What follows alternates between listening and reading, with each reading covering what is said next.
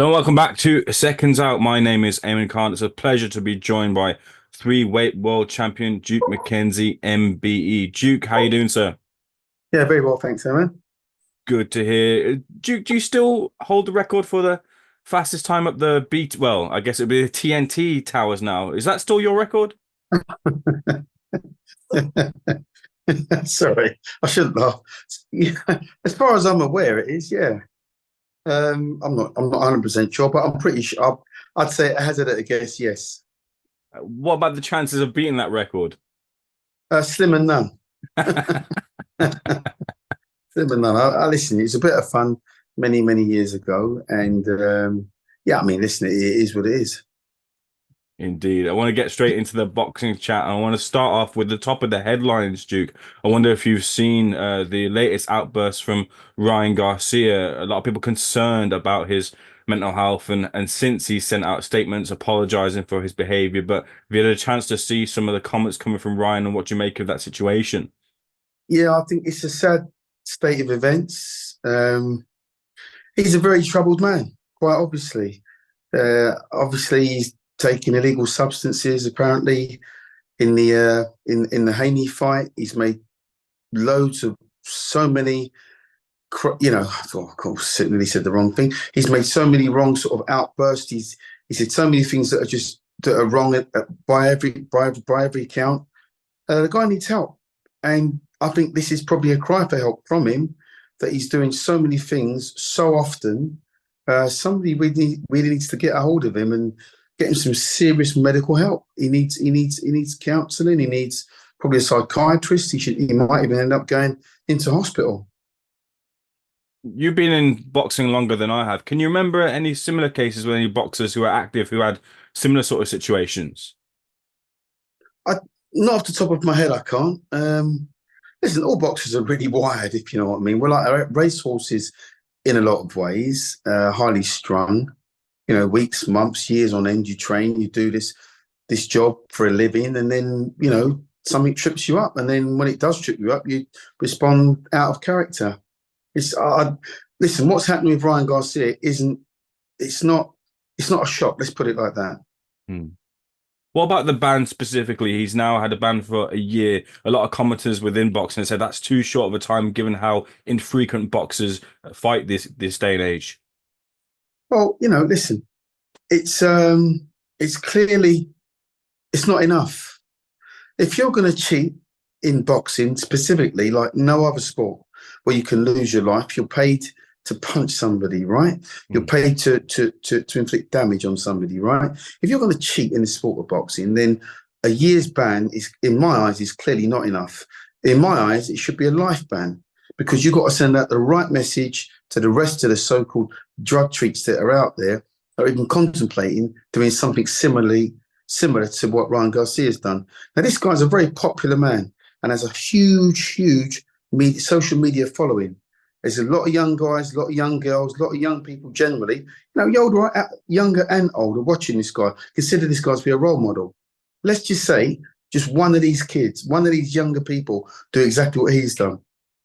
Let's just say one of these young kids end up losing their lives, or worse still, taking somebody's life. Listen, it beggars to belief. It really does. I don't know how any governing body in the sport of boxing can only give this guy a year ban. I'd ban him for life. Hmm.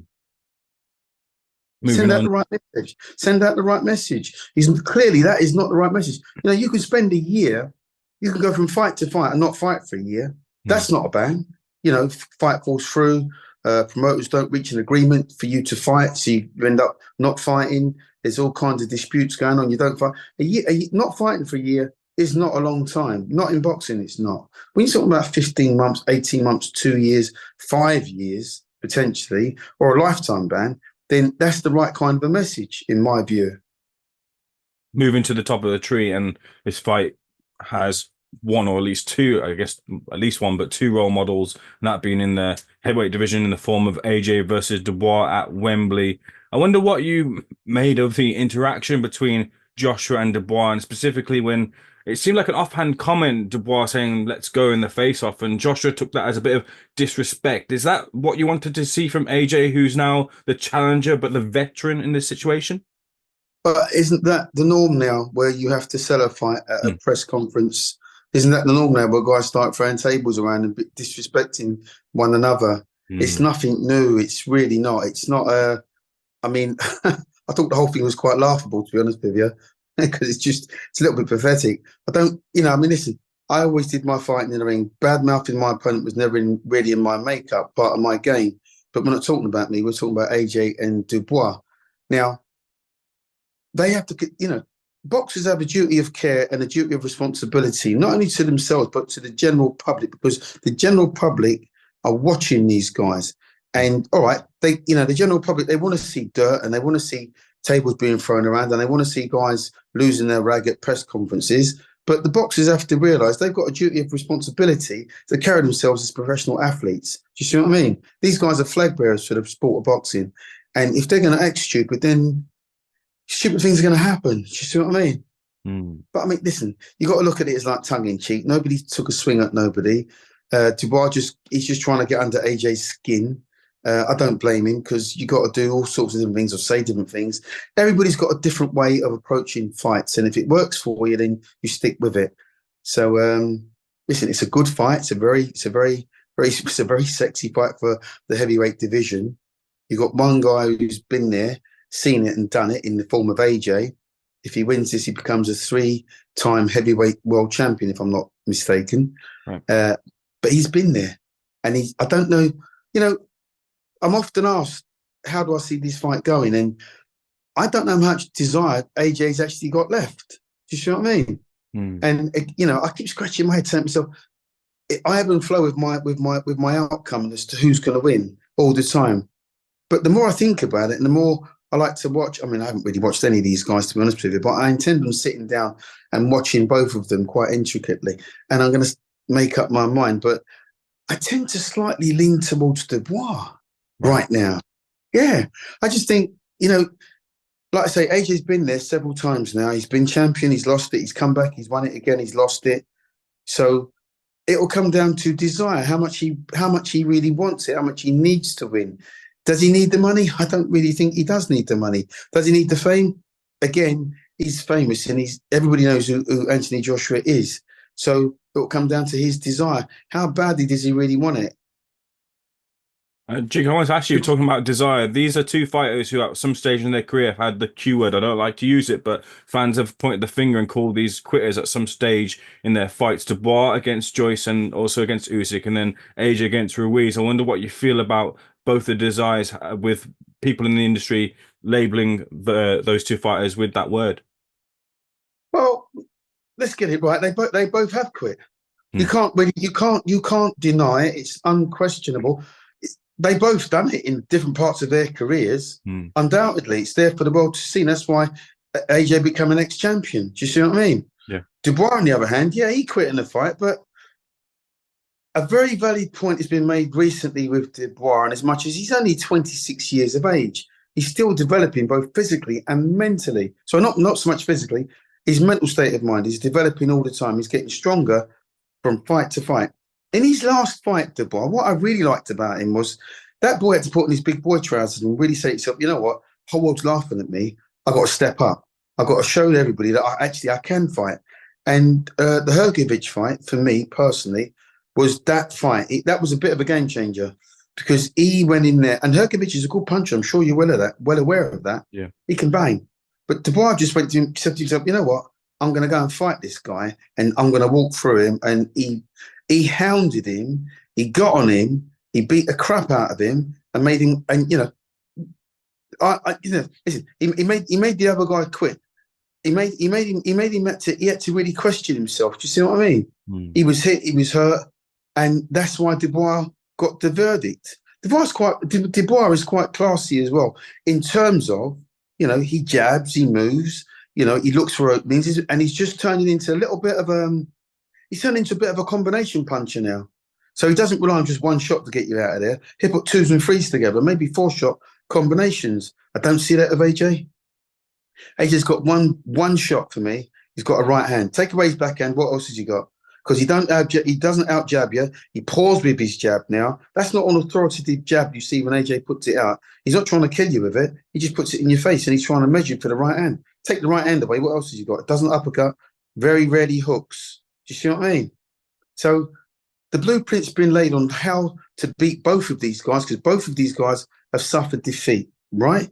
But Dubois come back more impressively, in my opinion, and has arguably boxed of late a better class of opponent.